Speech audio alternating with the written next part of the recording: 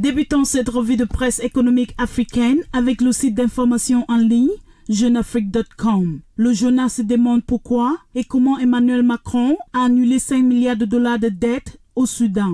L'agence d'information Ecofin fait savoir que le gouvernement du Niger a en effet ratifié un accord de financement d'environ 27 millions d'euros avec l'Agence française de développement. Cet apport permettra de construire un centre de contrôle de réseau électrique au pays. L'État de Côte d'Ivoire, à travers sa direction générale du Trésor et de la comptabilité publique, a levé un montant de 59,500 milliards de francs CFA sur le marché financier de l'Union monétaire ouest-africaine à l'issue de son émission par adjudication et bons assimilables du Trésor du maturité 364 et 182 jours. Informe FinancialAfrique.com. Le nouveau Gabon, titre Mobile Money. Gabon Telecom lance les transactions avec les autres opérateurs de la zone CEMAC. Plus de détails à lire sur ce site. ZoomEco.net informe que le gouvernement de la République démocratique du Congo a transféré plus de 743 milliards de francs CFA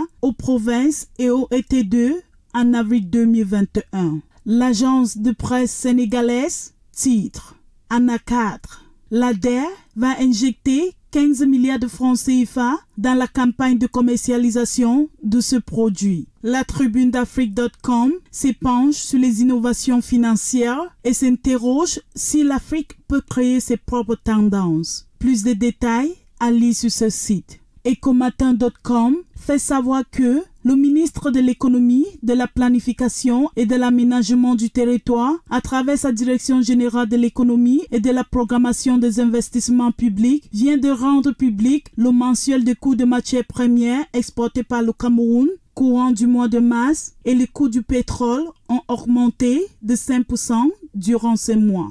En zone CEMAC, les patrons demandent une sursis de 6 mois pour l'application de la réglementation d'échange. Informe investiocameroun.com. L'économie.com revient sur le premier ministre camerounais Joseph Dion Gouté qui est en mode séduction au JICAM. Le premier ministre a en effet exhorté les hommes d'affaires à investir dans le nord et le sud-ouest Cameroun. Pour avoir plus d'informations sur l'actualité économique africaine, abonnez-vous sur nos différentes pages à l'adresse L'Economie News.